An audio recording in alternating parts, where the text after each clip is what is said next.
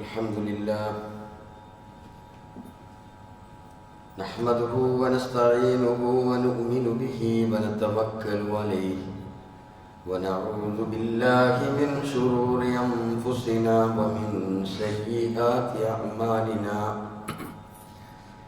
من يهده الله فلا مضل له ومن يضلل فلا هادي له ونشهد أن لا إله إلا الله ونشهد أن محمدًا عبده ورسوله أرسله بالهدى ودين الحق ليظهره على الدين كله ولو كره المشركون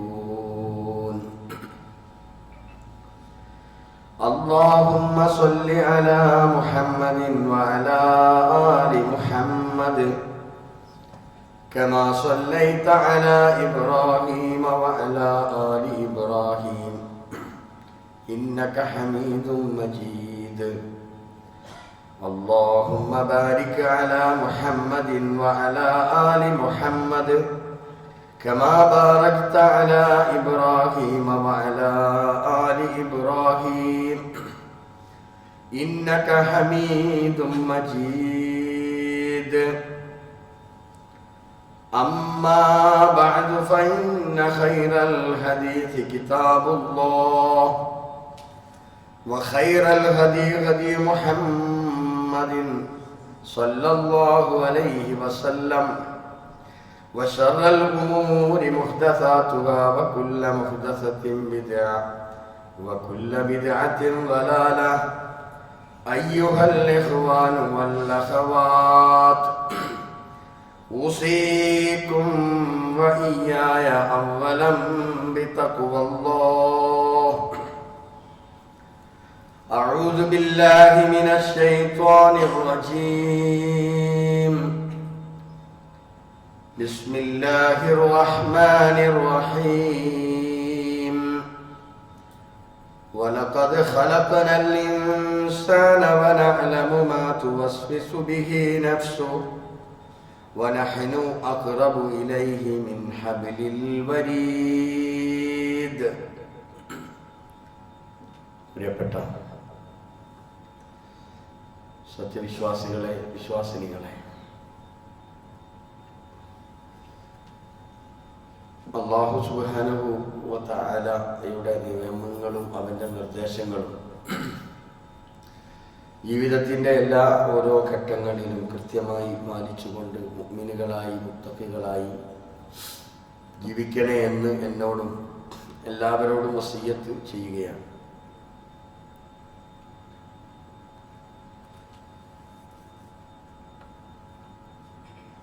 നമ്മുടെ പള്ളികളിലും അതുപോലെ സ്ഥാപനങ്ങളിലും വീടുകളിലും എന്നു വേണ്ട എല്ലാ ഇടങ്ങളിലും ഇതുവരെ ഉണ്ടായിരുന്ന കലണ്ടറുകൾ നമ്മൾ മാറ്റാൻ പോകുകയാണ്. പുതിയ കലണ്ടറുകൾ തൂക്കിയിടാനുള്ള ഒരുക്കത്തിലാണ്.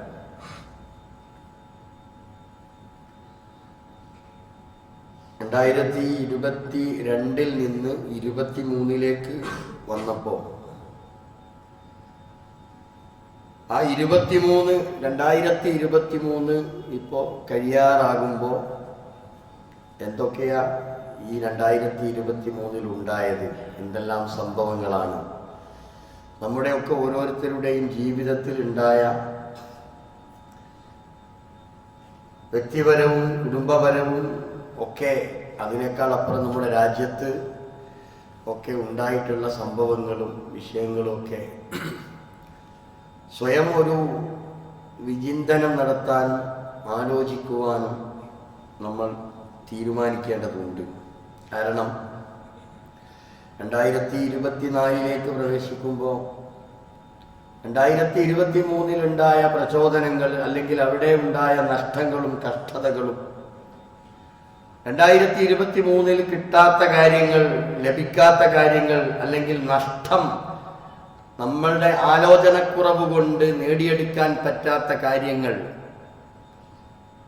ഭൗതികവും ആത്മീയവുമായിട്ടുള്ള കാര്യങ്ങൾ ആത്മീയതയ്ക്ക് കൂടുതൽ മുൻഗണന കൊടുത്തുകൊണ്ട് കഴിഞ്ഞ 2023 ഞാനും എന്നെ സൃഷ്ടിച്ച എൻ്റെ റബ്ബും തമ്മിൽ ഞാനുണ്ടായ ബന്ധം വേണ്ടത്ര തൻ്റെ റബ്ബിന് നന്ദി കാണിക്കുവാനും തൻ്റെ റബ്ബിനോട് ഏറ്റവും അടുത്ത് നിന്നുകൊണ്ട് അള്ളാഹുവുമായി എനിക്ക് ഏറെ ചേർന്ന് നിൽക്കാൻ എനിക്ക് കഴിഞ്ഞിട്ടുണ്ടോ?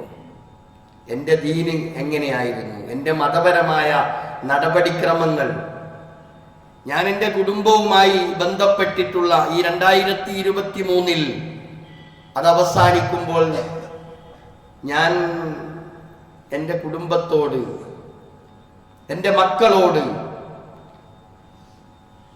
സമൂഹത്തോട് എൻ്റെ സാമൂഹികമായ പ്രതിബദ്ധത ഇതൊക്കെ എങ്ങനെയായിരുന്നു? ഒരു വയസ്സ് വിശ്വാസികൾ വിശേഷിച്ച് ചിന്തിക്കേണ്ടത്, എൻ്റെ ഒരു വയസ്സ്, എൻ്റെ ജീവിതത്തിൽ എനിക്കുള്ള ആയുസ്സിലെ എൻ്റെ ഒരു വയസ്സ് ഇതാ പിന്നിടുകയാണ്. ഈ കഴിഞ്ഞുപോയ ഈ ഒരു വയസ്സ് എന്തെങ്കിലും നേടിയെടുക്കാൻ എനിക്ക് സാധിച്ചിട്ടുണ്ടോ?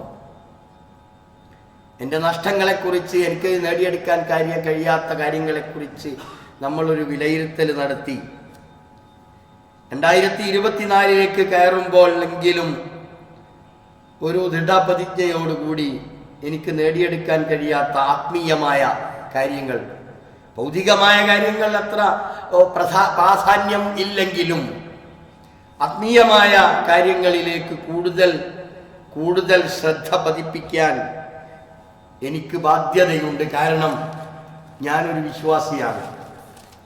എനിക്ക് ഈ ദുനിയാവിന് ശേഷം മറ്റൊരു ജീവിതവുമായി എനിക്ക് ഇടപെടേണ്ടതുണ്ട്. അവിടെ എനിക്ക് ചോദ്യമുണ്ട്.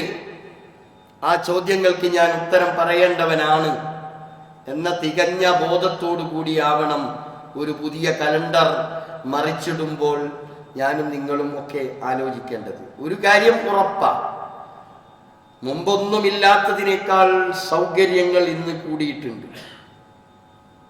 എല്ലാ രംഗത്തും സാങ്കേതികമായി ഭൗതികമായ ചുറ്റുപാടുകൾ, യാത്രാ സൗകര്യം, വാർത്താവിനിമയ രംഗം, അതുപോലെ തന്നെ നിർമ്മാണ പ്രവർത്തന മേഖലകൾ ഒക്കെ നമ്മൾ പരിശോധിച്ചു നോക്കിയാൽ ഭൗതികമായ നമ്മുടെ ചുറ്റുപാടുകൾ ഏറെ വിശാലമാണ്. അങ്ങേയറ്റം സൗകര്യങ്ങളും മറ്റുമൊക്കെ വർദ്ധിച്ചിട്ടുണ്ട് എന്നത് ഒരു ശരിയാണ്.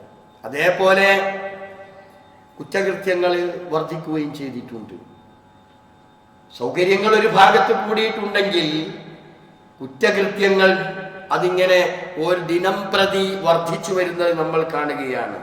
സ്ത്രീകൾക്ക് നേരെയുള്ള അതിക്രമങ്ങൾ ഒരു ഭാഗത്ത്, പിഞ്ചു പൈതങ്ങളോട് കാണിക്കുന്ന ക്രൂരതകൾ അത് മറ്റൊരു ഭാഗത്ത്. ഇങ്ങനെ നമ്മൾ എണ്ണി നോക്കുകയാണെങ്കിൽ കുറ്റകൃത്യങ്ങളുടെ കണക്കുകൾ നമ്മൾ നിവർത്തി നോക്കിയാൽ അതിങ്ങനെ വർദ്ധിച്ചു വരുന്നതായി നമ്മൾക്ക് കാണുവാൻ സാധിക്കും. ഒരു വിശ്വാസിയെ സംബന്ധിച്ചിടത്തോളം, അള്ളാഹുവിൽ വിശ്വസിക്കുന്ന, അന്ത്യദിനത്തിൽ വിശ്വസിക്കുന്ന, പരലോക ചിന്തയുള്ള ഒരു മനുഷ്യനെ സംബന്ധിച്ചിടത്തോളം, ഒരു വിശ്വാസിയെ സംബന്ധിച്ചിടത്തോളം 2024 പ്രവേശിക്കുമ്പോൾ ഓരോരുത്തരും ചിന്തിക്കേണ്ടത് തെറ്റുകളിലും കുറ്റങ്ങളിലും വേണ്ടാത്തതിലും അകപ്പെടാതിരിക്കുവാനും, അതേപോലെ തന്നെ നമ്മളുടെ ശീലങ്ങളെ, വേണ്ടാത്ത ശീലങ്ങൾ നമ്മുടെ ഭാഗത്തുണ്ടെങ്കിൽ നമ്മൾ ശീലിച്ചെടുത്തിട്ടുള്ള കുറ്റകൃത്യങ്ങളിൽ നിന്ന് മുക്തരാകുവാൻ എന്തുണ്ട് വഴി? ഇതാണ് ഈ ഒരു അവസ്ഥയിൽ ഞാനും നിങ്ങളും ചിന്തിക്കേണ്ടത്. പരിശുദ്ധ ഖുർആൻ ചില നിർദ്ദേശങ്ങൾ നമ്മൾക്ക് നൽകുന്നുണ്ട്. ഇനിയുള്ള നാളുകൾ, ഇനിയുള്ള ദിവസങ്ങളിലേക്ക് നമ്മൾ കയറി വരുമ്പോൾ ഞാനും നിങ്ങളുമൊക്കെ ചിന്തിക്കുകയും മനസ്സിലാക്കുകയും ചെയ്യേണ്ട ചില കാര്യങ്ങൾ, ചില ഓർമ്മപ്പെടുത്തലുകൾ പരിശുദ്ധ ഖുർആൻ നമ്മൾക്ക് നൽകുന്നു. അതിലൊന്ന്, എല്ലാം അറിയുന്ന ഒരു റബ്ബ്, എല്ലാം ശ്രദ്ധിച്ചുകൊണ്ടിരിക്കുന്ന ഒരു റബ്ബ് ഉണ്ട് എന്ന ഒരു ചിന്ത ഏതു സമയത്തും ഏതൊരാൾക്കും ഉണ്ടാകണം എന്നതാണ്. പരിശുദ്ധ ഖുർആൻ പഠിപ്പിച്ചതുപോലെ വലഖദ് ഖലഖനൽ ഇൻസാന മനുഷ്യനെ നാം സൃഷ്ടിച്ചിരിക്കുന്നു. വനഅലമു മാ തുവസ്വിസു ബിഹി നഫ്സുഹു ഓരോരുത്തരുടെയും മനസ്സുകൾ സംസാരിക്കുന്നതും മനസ്സിന്റെ എല്ലാ ചിന്തകളെയും വളരെ കൃത്യമായി അറിഞ്ഞുകൊണ്ടിരിക്കുന്നു ആ റബ്ബ് എന്നതാണ്. നമ്മൾ ആലോചിക്കുന്നത്, നമ്മൾ ചിന്തിക്കുന്നതും നമ്മൾ എന്ത് ചെയ്യണമെന്നതിനെ കുറിച്ചുള്ള ചർച്ചകൾ നടത്തിക്കൊണ്ടിരിക്കുന്നതും എല്ലാം അല്ലാഹു സുബ്ഹാനഹു വ തആല അറിഞ്ഞുകൊണ്ടിരിക്കുന്നു. വനഹ്നു അഖ്റബു ഇലൈഹി മിൻ ഹബ്ലിൽ വരീദ്.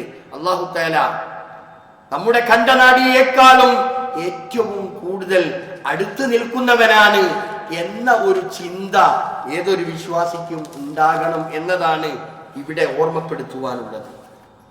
മാത്രമല്ല, ഇത് യതലക്കൽ മുതലഖിയാൻ അനിൽ യമീനി വഅനിശ് ശിമാലി ഖഈദ് മാ യൽഫിദു മിൻ ഖൗലിൻ ഇല്ലാ ലദൈഹി റഖീബുൻ അതീദ്. നമ്മൾ ആലോചിക്കേണ്ടത്, നമ്മൾ ചിന്തിക്കേണ്ടത്, നമ്മൾ മനസ്സിലാക്കേണ്ടത് ഇത് മാത്രമാണ്. നമ്മളിലുള്ള വേണ്ടാത്ത സ്വഭാവങ്ങൾ ഉന്മൂലനം ചെയ്യുവാനും അതിൽ നിന്ന് രക്ഷപ്പെടുവാനും നമുക്ക് ഖുർആൻ നൽകുന്ന നിർദ്ദേശം നമ്മൾ അല്ലാഹുവിനെ കുറിച്ച് അറിയുക എന്നതാണ്. നാം ആരും കാണുന്നില്ല എന്ന് നമ്മൾ ധരിച്ചുവെങ്കിൽ അത് തെറ്റ്. നമ്മൾ എന്തൊന്നു മനസ്സിൽ നമ്മൾ വിചാരിക്കുന്നുണ്ടെങ്കിലും അത് വളരെ കൃത്യമായി അറിയുന്ന ഒരാള് റബ്ബ് ഉണ്ട് എന്ന ഒരു ചിന്ത ഏതൊരാൾക്കും അനിവാര്യമാണ്. ഇത് യതലക്കൽ മുതലഖിയാൻ അനിൽ യമീനി വഅനിശ് ശിമാലി ഖഈദ്. അവിടെ ഇടഭാഗത്തും വലതുഭാഗത്തും സീറ്റ് ഉറപ്പിച്ചു വെച്ചിട്ടുള്ള അള്ളാഹുവിന്റെ തീരുമാനപ്രകാരം എല്ലാം കാര്യങ്ങളെക്കുറിച്ചും അത് കൃത്യമായി രേഖപ്പെടുത്തി വെക്കാൻ അള്ളാഹു ഒരു സീറ്റ് നൽകിയിട്ടുണ്ട്. നമ്മുടെ ഇടതുഭാഗത്തും വലതുഭാഗത്തും അള്ളാഹു തആല അതിനുള്ള സംവിധാനങ്ങൾ ഏർപ്പെടുത്തിയിട്ടുണ്ട്. മാ യൽഫിദു മിൻ ഖൗലിൻ ഇല്ലാ ലദൈഹി റഖീബുൻ അതീദ്. കൃത്യമായ ആ വിഷയങ്ങളെ കുറിച്ച് എന്തൊരു വിഷയം പറയാൻ അല്ലെങ്കിൽ ആലോചിച്ചിട്ടേ ഉള്ളൂ, അതുപോലും അവിടെ രേഖപ്പെടുത്തി വെക്കാൻ നിരീക്ഷകനായി റഖീബായി അല്ലാഹു സുബ്ഹാനഹു വ തആല ആളെ നിശ്ചയിച്ചു വെച്ചിട്ടുണ്ട് എന്ന ഒരു ചിന്ത നമ്മൾക്കുണ്ടെങ്കിൽ ഒരിക്കലും വേണ്ടാത്തരങ്ങളിലേക്ക് പോകാൻ നമ്മൾക്ക് കഴിയില്ല. അനാവശ്യമായ വിഷയങ്ങളിലേക്കും അനാവശ്യമായ വർത്തമാനങ്ങളിലേക്കും നമ്മൾ നീങ്ങിപ്പോവുകയില്ല എന്ന് നമ്മൾ മനസ്സിലാക്കണം.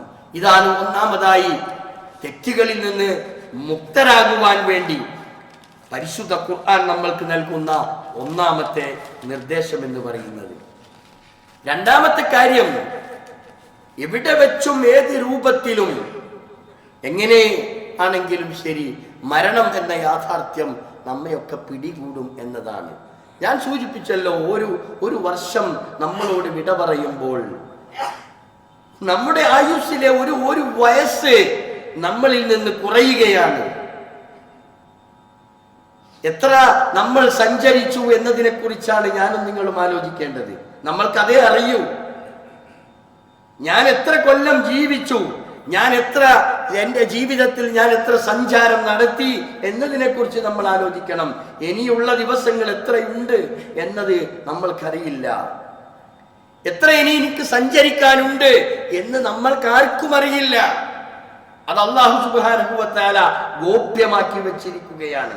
എന്തിനാണ് അല്ലാഹു അങ്ങനെ ഗോപ്യമാക്കി വെച്ചത്? അന്ത്യദിനത്തെക്കുറിച്ചോ മരണത്തെക്കുറിച്ചോ കൃത്യമായി എന്തുകൊണ്ട് അല്ലാഹു നമ്മൾക്ക് പറഞ്ഞു തന്നില്ല? ലിതുജ്സാ കുല്ലു നഫ്സിൻ ബിമാ തസ്ആ. ഓരോരുത്തരും ചെയ്യുന്ന പ്രവർത്തനങ്ങൾക്ക് അംഗീകാരം അല്ലാഹുവിന് നൽകേണ്ടതുണ്ട്. ആ അംഗീകാരം, ആ പ്രവർത്തനങ്ങളുടെ പ്രതിഫലം, അതിന്റെ കൂലി വളരെ കൃത്യമായി നൽകേണ്ടതിന് വേണ്ടിയാണ് അല്ലാഹു തആല ഇത് ഗോപ്യമാക്കി വെച്ചിട്ടുള്ളത്. നമ്മൾ മനസ്സിലാക്കണം, ഏതൊരു വിശ്വാസിയും കൃത്യമായി മനസ്സിലാക്കണം, മരണം എന്ന യാഥാർത്ഥ്യം അതെവിടെ വെച്ചും സംഭവിക്കും എന്നതാ. അങ്ങാടിയിലാകാം, വീട്ടിൽ വെച്ചാകാം, മറ്റു ദേശങ്ങളിൽ വെച്ചാകാം. നമ്മൾക്ക് ആർക്കും അറിയാത്ത ഒരു യാഥാർത്ഥ്യമാണത്. പരിശുദ്ധ ഖുർആൻ അങ്ങനെ തന്നെയാണ് നമ്മൾക്ക് അതിനെക്കുറിച്ച് പറഞ്ഞു തന്നിട്ടുള്ളതും. വമാ തദ്രി നഫ്സുൻ മാദാ തക്സിബു ഗദാ വമാ തദ്രി നഫ്സുൻ ബിഅയ്യി അർദിൻ തമൂത്ത്. ഏത് ഭൂമിയിൽ വെച്ച്, എവിടെ വെച്ച്, എങ്ങനെ, എപ്പോൾ ആ മരണം എന്നത് സംഭവിക്കും എന്നതറിയില്ല. ആർക്കും അറിയാത്ത ഒരു സംഗതി, ഒരു ശൈഖിനോ ഒരു കോജക്കോ ആർക്കും പറയാൻ കഴിയാത്ത ഒരു സത്യമാണ് മരണം എന്ന യാഥാർത്ഥ്യം. നമ്മൾ അറിയണം, അള്ളാഹുവാണ് ജീവൻ നൽകിയത്, അള്ളാഹുവാണ് ആ ജീവനെ തിരിച്ചെടുക്കുന്നത്. നമ്മളോട് സമ്മതം ചോദിച്ചിട്ടല്ല അള്ളാഹു നമ്മൾക്ക് ജീവൻ നൽകിയത്, നമ്മളോട് ചോദിച്ചിട്ടല്ല അള്ളാഹു നമ്മെ തിരിച്ചു വിളിക്കുക. ഈ ഒരു യാഥാർത്ഥ്യത്തെ കുറിച്ച് നമ്മൾ മനസ്സിലാക്കുന്നുവെങ്കിൽ വേണ്ടാത്തരങ്ങളിലേക്ക് നമ്മൾ പോകില്ല, അനാവശ്യമായ വ്യർത്ഥമായ വിഷയങ്ങളിലേക്ക് നമ്മൾ നടന്നു നീങ്ങുകയില്ല. ഇതാണ് ഖുർആൻ നമ്മൾക്ക് നൽകുന്ന രണ്ടാമത്തെ പാഠം. മൂന്നാമത്തെ കാര്യം, മരിക്കും എന്ന് പറഞ്ഞാൽ അതൊരു സത്യമാണല്ലോ. ആ മരണത്തിന് ശേഷം മറ്റൊരു ജീവിതമുണ്ട് എന്ന് ചിന്തിച്ചുകൊണ്ടാകണം ദുനിയാവിൽ നമ്മൾ ജീവിക്കേണ്ടത്. എന്റേതെല്ലാം ഈ ദുനിയാവിലെ ജീവിതം അതാ അങ്ങനെ തന്നെ അതങ്ങ് അവസാനിക്കുകയാണ്. അതുകൊണ്ട് തന്നെ ഇവിടെ ഉള്ളിടത്തോളം കാലം അടിച്ചു പൊളിച്ച് ജീവിക്കുക എന്ന ഒരു ചിന്ത ഒരു വിശ്വാസിക്ക് പാടില്ല. വിശ്വാസി മനസ്സിലാക്കേണ്ടത് എൻ്റെ ഈ ഒരു ജീവിതം ഒരു തുടക്കമാണ്. എൻ്റെ ജീവിതം ഇനി യാഥാർത്ഥ്യമായ ജീവിതത്തിലേക്കുള്ള ഒരു തുടക്കം എന്നതിനപ്പുറം എൻ്റെ കൃത്യമായ ജീവിതം ഞാൻ ആരംഭിക്കുന്നതേ ഉള്ളൂ. അതുകൊണ്ട് ഈ ഭൗതികമായ ഈ ദുനിയാവിലെ ജീവിതത്തിന് ശേഷം മറ്റൊരു ജീവിതമുണ്ട് എന്ന് ചിന്തിക്കുന്നതോടൊപ്പം സ്വന്തം മനസ്സിനെ അത് ബോധ്യപ്പെടുത്തണം. ഇവിടെയാണ് നമ്മൾക്കൊക്കെ പറ്റിയിട്ടുള്ള വീഴ്ച, പോരായ്മ എന്ന് പറയുന്നത്. നമ്മളാരും നമ്മുടെ സ്വന്തം മനസ്സിനെ അത് ബോധ്യപ്പെടുത്തുന്നില്ല. നമ്മൾ പറയുന്നുണ്ട്, പക്ഷേ നമ്മൾക്കത് ബോധ്യം വരണം. എനിക്ക് എൻ്റെ ഈ ഒരു ജീവിതത്തിന് ശേഷം ഒരു ജീവിതമുണ്ട്, യഥാർത്ഥത്തിലുള്ള ജീവിതമുണ്ട്. അതാണ് എൻ്റെ ജീവിതത്തിന്റെ തുടക്കം. ഈ ദുനിയാവെന്ന് പറയുന്നത് റസൂലുള്ളാഹി നമ്മോട് പറഞ്ഞതുപോലെ സല്ലല്ലാഹു അലൈഹി വസല്ലം, അദ്ദുനിയ മസ്റഅത്തുൻ ലിൽ ആഖിറ. ഇത് ആഖിറത്തിലേക്കുള്ള ഒരു കൃഷിയിടമാണ് ദുനിയാവ്. ദുനിയാവ് ഒരു കൃഷിയിടമാണ്. ഇതിവിടെ വെച്ച് നമ്മൾ എന്ത് ചെയ്തു എന്നതിനെ കുറിച്ചുള്ള വിലയിരുത്തലോടുകൂടിയുള്ള യഥാർത്ഥമായ ജീവിതം ആരംഭിക്കുന്നത് ഈ മരണത്തിന് ശേഷമാണ്. പരിശുദ്ധ ഖുർആൻ പറഞ്ഞു, സുമ്മ ഇന്നക്കും ബഅദ ദാലിക ലമയ്യിതൂൻ. ദുനിയാവിലെ എത്ര കാലമാണോ ജീവിക്കുന്നത്? ചിലപ്പോ അള്ളാഹുവിന്റെ വിളിക്ക് വളരെ നേരത്തെ തന്നെ ആ ഉത്തരം ചെയ്യേണ്ടി വരും. നമ്മുടെ യുവത്വ കാലത്ത് തന്നെ ഒരു പക്ഷേ അള്ളാഹുവിന്റെ വിളിക്ക് ഉത്തരമേകി നമ്മൾ തിരിച്ചു പോകേണ്ടി വരും.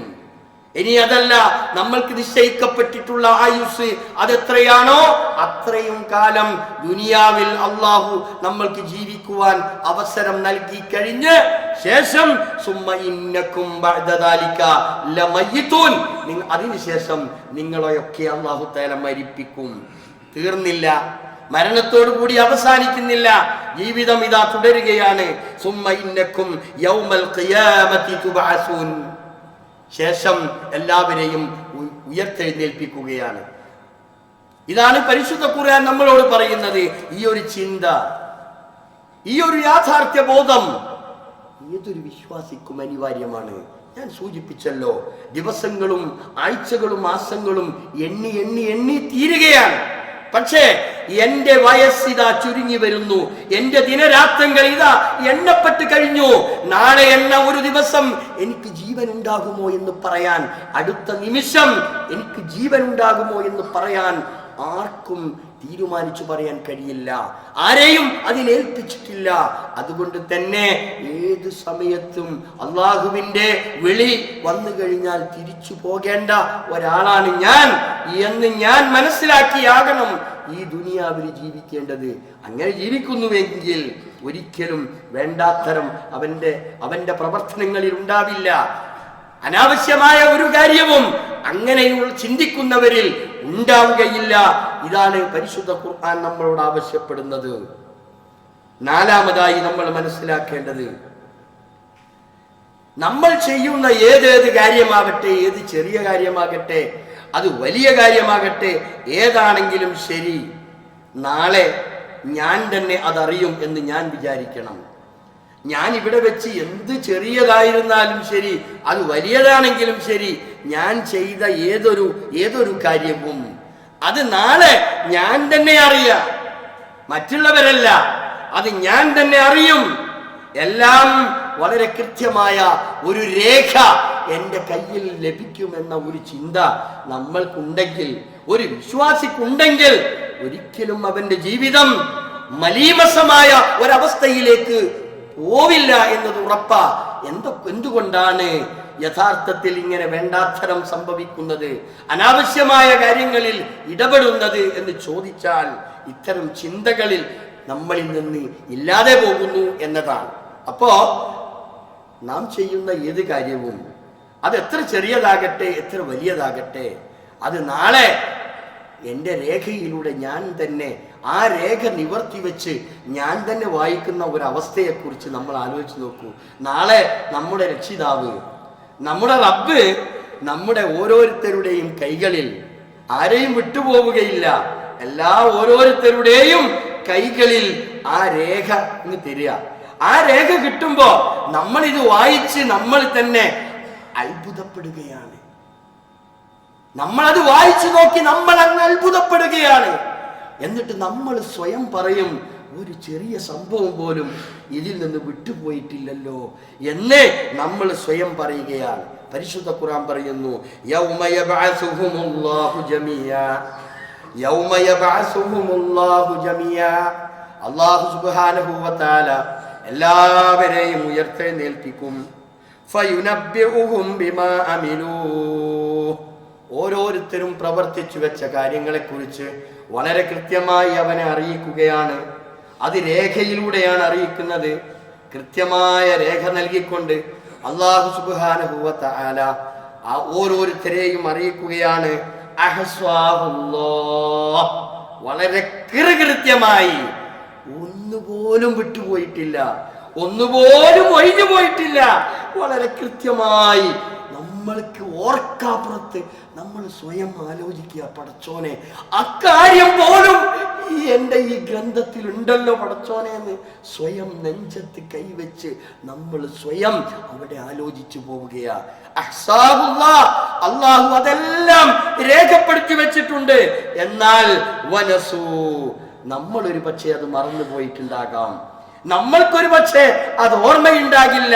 നമ്മൾ അതൊക്കെ മറന്നു വിട്ടേച്ച് അതൊരു നിസ്സാര കാര്യമാണ്, അത് സാരമില്ല എന്ന് തള്ളിക്കളഞ്ഞ ഏത് കാര്യവും നമ്മുടെ കൈകളിൽ തരുന്ന രേഖയിൽ അത് രേഖപ്പെടുത്തി വെച്ചിരിക്കുകയാണ്.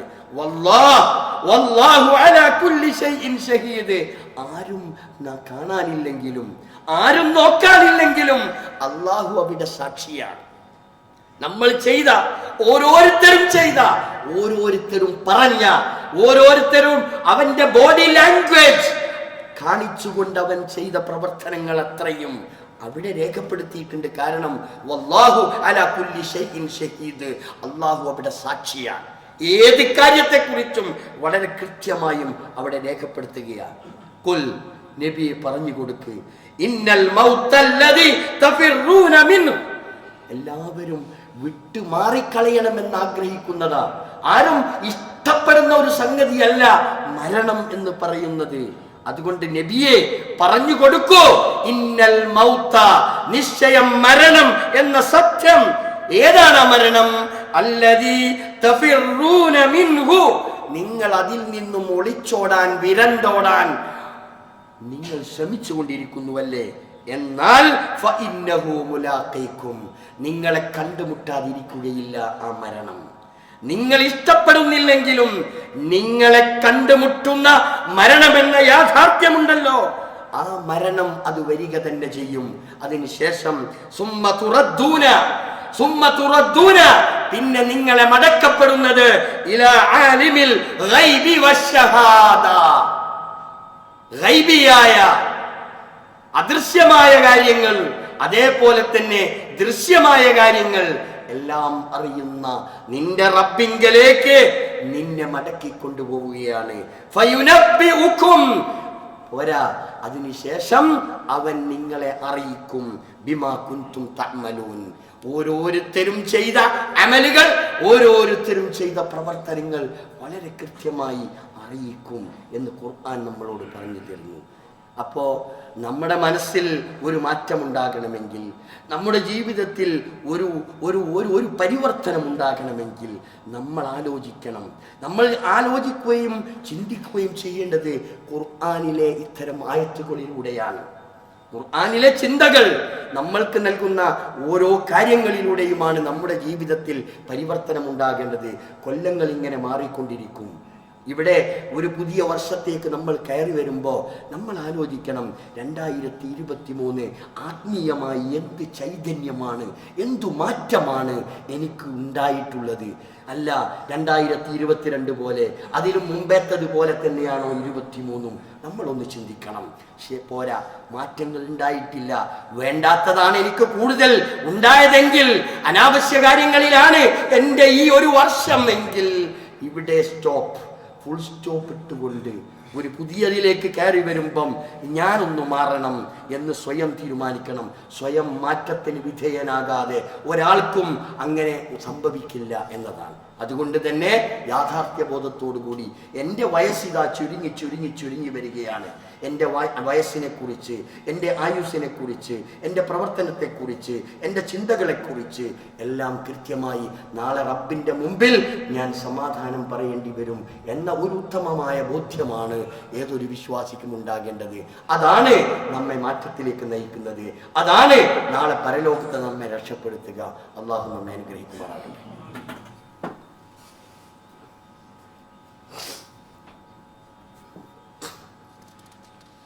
അൽഹംദുലില്ലാഹി റബ്ബിൽ ആലമീൻ വസല്ലല്ലാഹു അലൻ നബിയിൽ കരീം വഅലാ ആലിഹി വസഹ്ബിഹി അജ്മഈൻ.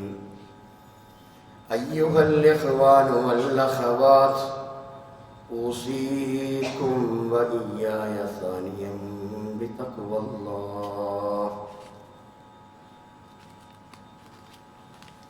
പ്രിയപ്പെട്ട സഹോദരങ്ങളെ, അള്ളാഹുവിനെ സൂക്ഷിച്ചുകൊണ്ട് തഖ്വയുള്ളവരായി ജീവിക്കണേ എന്ന് ഒരിക്കൽ കൂടി വസിയ്യത്ത് ചെയ്യുകയാണ്, ഉപദേശിക്കുകയാണ്.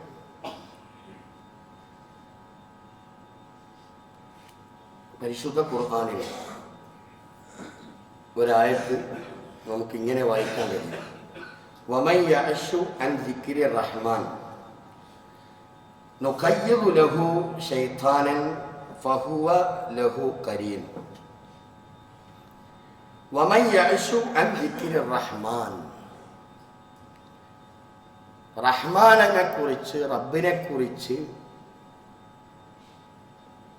കൃത്യമായി മനസ്സിലാക്കേണ്ട രൂപത്തിൽ മനസ്സിലാക്കാതെ, ആ റബ്ബിന് വഴങ്ങി ജീവിക്കാതെ, താന്തോന്നിയായി തൻ്റെ ഇഷ്ടത്തിനനുസരിച്ച് ഇങ്ങനെ ജീവിക്കുക, അങ്ങനെ ഒരു രീതി സ്വീകരിച്ചാൽ നുഖയ്യിദ് ലഹു ശൈത്താനൻ, അവനെ ശൈത്താനിന് ഏൽപ്പിച്ചു കൊടുക്കുമെന്നാണ്. അങ്ങനത്തെ ഒരാളെ സംബന്ധിച്ചിടത്തോളം പിന്നെ പ്രത്യേകിച്ചൊരു പ്രയോജനവും പിന്നല്ല. ഫഹുവ ലഹു ഖരീൻ, അവന്റെ ചങ്ങായി പിന്നെ പിശാചാന്നല്ലത്.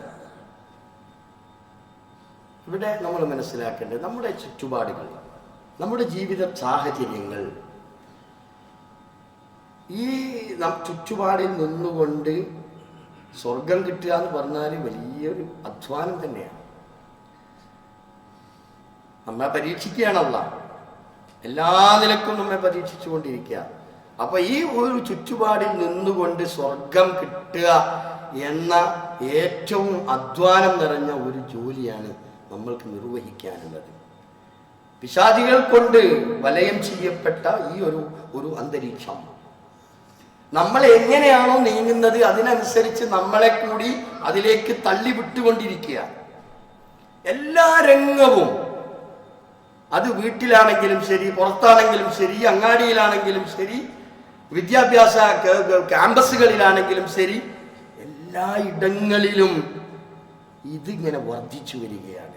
നമ്മെ എങ്ങനെ എങ്ങനെ വല വീശിയെടുക്കാൻ പറ്റും? ഇതാണ് ഇവിടെ മൊത്തത്തിൽ ചിന്തിച്ചു കൊണ്ടിരിക്കുന്നത്. നമ്മളെ മക്കളെക്കുറിച്ച് നമ്മൾ ഏറെ ആശങ്കയോടുകൂടിയാണ് നമ്മൾ ഓരോ ദിവസവും നമ്മൾ മക്കളെക്കുറിച്ച് ചിന്തിക്കേണ്ടത്.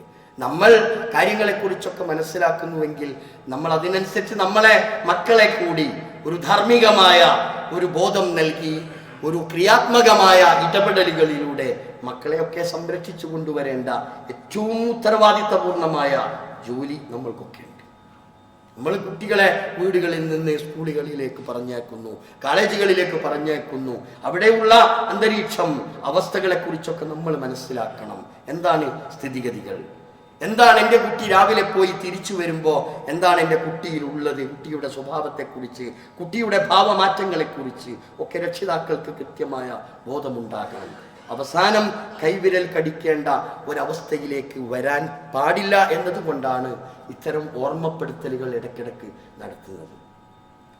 നമ്മുടെ ക്യാമ്പസുകളിൽ രൂപപ്പെടുത്തുന്ന രീതികളും ഒരു പരിധിവരെ മത നിരാസത്തിൻ്റെയും ദൈവികമായ ചിന്തകളിൽ നിന്നൊക്കെ കുട്ടികളെ മറ്റു പലതിലേക്കും ചിന്തിപ്പിക്കുന്ന തരത്തിലേക്ക് നയിക്കപ്പെട്ടുകൊണ്ടിരിക്കുന്ന വളരെയധികം വ്യസനകരമായ സങ്കടകരമായ അവസ്ഥകൾ ഇന്ന് മൊത്തത്തിൽ നിറഞ്ഞു നിൽക്കുന്നു എന്നതാണ്.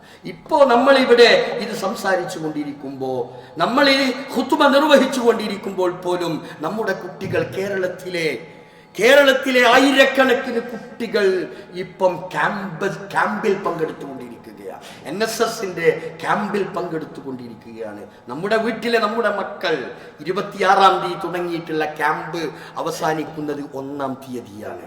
നമ്മൾ ആരെങ്കിലും ഒരു രക്ഷിതാവ് എന്ന നിലയിൽ ഒരു ക്യാമ്പ് അവലോകനത്തിന് വേണ്ടിയോ, ക്യാമ്പ് എന്ന് പറയുന്നത് NSS ക്യാമ്പ് എന്താണ്, അവർക്ക് അവിടെയുള്ള ഡ്യൂട്ടി എന്താണ്, അവിടെ പഠിപ്പിക്കപ്പെടുന്നത്, അവിടെ ചർച്ച ചെയ്യപ്പെടുന്നത്, അവിടെ ക്ലാസ് എടുത്തുകൊണ്ടിരിക്കുന്നത് എന്തിനെ കുറിച്ചാണെന്ന് ചോദിക്കാൻ ഒരു ഹയർ സെക്കൻഡറി പഠിക്കുന്ന ഒരു വിദ്യാർത്ഥിയുടെ ഒരു രക്ഷിതാവ് അതിനെക്കുറിച്ച് ചിന്തിച്ചിട്ടുണ്ടോ? ഇപ്പൊ ഈ വർഷത്തെ ഏറ്റവും ഒരു പ്രത്യേകത എന്ന് പറയുന്നത് ഇതൊരു മൊഡ്യൂൾ, ഒരു ഗൈഡ് മൊഡ്യൂൾ കൃത്യമായി നമ്മുടെ സർക്കാർ ഇവർക്ക് നൽകിയിട്ടുണ്ട് എന്നതാണ്.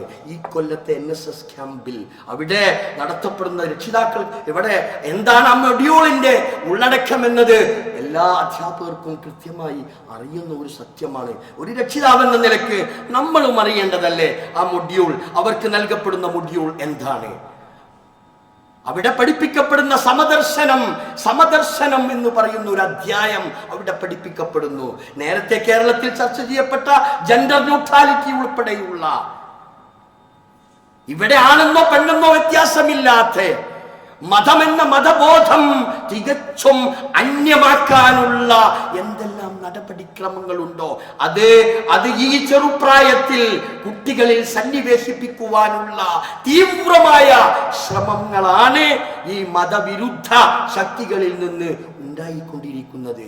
അവിടെ ഒരു പ്രോഗ്രാം ഉണ്ട്, ആടാം അതുപോലെ തന്നെ പാടാം. രാത്രിയുടെ നിശകളിൽ ആണും പെണ്ണും ഒരുമിച്ചിരുന്ന് പാടിക്കൊണ്ടിരിക്കുകയാണ് നമ്മുടെ കുട്ടികൾ. ഇതൊക്കെയാണ് ഇപ്പോഴത്തെ ക്യാമ്പുകളിൽ പോലും നടന്നു വരുന്നത്. ഞാൻ സൂചിപ്പിക്കുന്നത് ധാർമ്മികമായ ബോധം, യഥാർത്ഥമായ പടച്ചവനെ കുറിച്ചുള്ള ചിന്ത, അള്ളാഹുവിനെ കുറിച്ചുള്ള ബോധം, നരകത്തെ കുറിച്ചുള്ള ചിന്ത, പരലോകത്തെ അവസ്ഥ, ഇതൊന്നും നമ്മുടെ മക്കൾക്ക് ഇന്ന് അറിയാത്തൊരവസ്ഥയാണ്, അന്യമായി കൊണ്ടിരിക്കുന്നു എന്ന് പറയുമ്പോൾ നമ്മൾ കുറച്ചുകൂടി ഉത്തരവാദിത്വത്തോടു കൂടി നമ്മൾ നീങ്ങേണ്ടതുണ്ട്. നമ്മൾ അറിയണം നമ്മുടെ കുട്ടി എന്തു പഠിക്കുന്നു, എന്തു മനസ്സിലാക്കുന്നു. ഒന്നുകൂടി ഞാൻ ഓർമ്മപ്പെടുത്തുന്നു, ഈ ക്യാമ്പ് അവസാനിക്കുന്നത് 1-ാം തീയതി രാവിലെയാണ്. 1-ാം തീയതി രാവിലെയാണ്. അത് എന്തിനാണ് ഒരു ദിവസം നേരത്തെ അവസാനിപ്പിച്ചുകൂടെ? ഒരു ചോദ്യമാണത്. പക്ഷേ 1-ാം തീയതി രാവിലെയാണ്, പുതുവർഷ പുലരിയാണ്. ആ പുതുവത്സരം കൂടി ആഘോഷിച്ചിട്ട് അതങ്ങട്ട് അടിച്ചു പൊളിച്ച് പിരിയാം എന്ന ഒരു ചിന്ത അതോടുകൂടി തീർത്തും നമ്മുടെ അവസ്ഥകളൊക്കെ മാറി പുതിയ ഈ പ്രായം എന്ന് പറയുന്നത് എന്തിലേക്കും വഴുതി മാറാൻ സാധ്യതയുള്ള ഇതൊന്നും വേണ്ട എന്നല്ല ഈ പറഞ്ഞതിൻ്റെ അർത്ഥം. വിദ്യാഭ്യാസത്തിൻ്റെ ഭാഗമാണ്, കരിക്കുലം ഉണ്ടാക്കിയെടുത്ത കാര്യമാണ്. പക്ഷേ ഇവിടെയൊക്കെ സത്യവും നീതിയും സനാതന മൂല്യങ്ങളും ഒക്കെ നിറഞ്ഞു നിൽക്കണം. നമ്മൾ അതിലൊക്കെ ഇടപെടലുകൾ നടത്തണം. അല്ലെങ്കിൽ വഴിമാറിപ്പോകും, വഴിതെറ്റിപ്പോകും. യഥാർത്ഥമായ മാർഗത്തിൽ നിന്ന് ഭ്രംശം സംഭവിച്ച നരകത്തിലേക്ക് വഴിതെളിയിക്കപ്പെടും. ഈ ഒരു ഓർമ്മപ്പെടുത്തലുകൾ മാത്രമാണ്. അള്ളാഹു നമ്മെ അനുഗ്രഹിക്കുമാറാവട്ടെ. സത്യം മനസ്സിലാക്കി ജീവിക്കുന്ന യഥാർത്ഥ മുത്തക്കികളിൽ അള്ളാഹു തആല നമ്മയൊക്കെ ഉൾപ്പെടുത്തി അനുഗ്രഹിക്കുമാറാവട്ടെ. നമ്മുടെ തെറ്റുകളും കുറ്റങ്ങളും എല്ലാം അള്ളാഹു തആല നമുക്ക് പുറത്ത് മാപ്പാക്കി തരുമാറാകട്ടെ. ജീവിതത്തിൽ വന്നു പോകുന്ന അറിഞ്ഞും അറിയാതെയും വന്നു പോകുന്ന തെറ്റുകൾ അള്ളാഹു പുറത്തു മാപ്പാക്കി തരുമാറാവട്ടെ. ഒരുപാട് ആളുകൾ, സഹോദരി സഹോദരന്മാർ നമ്മുടെ വീടുകളിലും ആശുപത്രികളിലുമായി രോഗത്തോട് മല്ലടിച്ചുകൊണ്ട് വേദനകൾ കടിച്ചമർത്തി കഴിഞ്ഞുകൂടുന്നവരുണ്ട്. അല്ലാഹു സുബ്ഹാനഹു വ തആല അവർക്കൊക്കെ അവരുടെ രോഗങ്ങൾക്ക് ശിഫ നൽകി അവരെ അനുഗ്രഹിക്കുമാറാവട്ടെ. ഒരുപാട് ആളുകൾ അല്ലാഹു അവൻ്റെ വിളിക്ക്, അവൻ്റെ വിധിക്ക് കീഴ്പ്പെട്ടുകൊണ്ട്, അവൻ്റെ വിളിക്ക് ഉത്തരം ചെയ്തുകൊണ്ട് അവൻ്റെ സന്നിധിയിലേക്ക് പോയി മരണത്തിന് കീഴടങ്ങി. വയസ്സോ പ്രായമോ പരിഗണിക്കാതെ മരണപ്പെട്ടു പോയ മുഴുവൻ ആളുകൾക്കും അല്ലാഹു സുബ്ഹാനഹു വ തആല മഗ്ഫിറത്തും റഹ്മത്തും നൽകി അവരെ അനുഗ്രഹിക്കുമാറാവട്ടെ. നാളെ അവൻ്റെ ജന്നാത്തുൽ ഫിർദൗസിൽ നമ്മെയും അവരെയും അല്ലാഹു തആല സ്വർഗ്ഗത്തിൽ ഒരുമിച്ച് കൂട്ടുമാറാവട്ടെ. اللهم اغفر للمؤمنين والمؤمنات والمسلمين والمسلمات الأحياء منهم والأموات إنك مجيب الدعوات ويا قاضي الحاجات ربنا اغفر لنا ولإخواننا الذين سبقونا بالإيمان فلا تجعل في قلوبنا غلا للذين آمنوا ربنا إنك رؤوف رحيم اللهم أجرنا من النار اللهم أجرنا من النار اللهم أعز الإسلام والمسلمين وأذل الشرك والمشركين اللهم اجعلنا من المسلمين واجعلنا من المتقين واجعلنا من المخلصين اللهم مقلب القلوب ثبت قلوبنا على دينك